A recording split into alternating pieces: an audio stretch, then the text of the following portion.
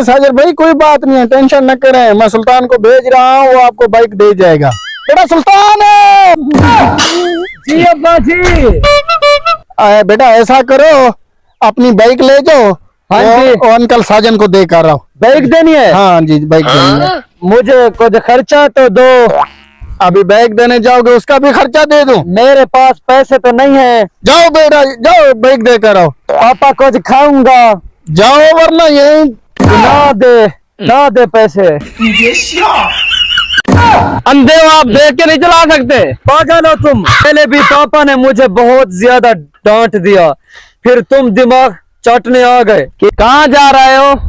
Uncle साजन को bike देने जा रहा हूँ, पापा ने मुझे भेजा है। मुझे भी ना ले चलो। चलते हो? आओ हाँ, बैठो, हाँ। चलती आओ। जाओ।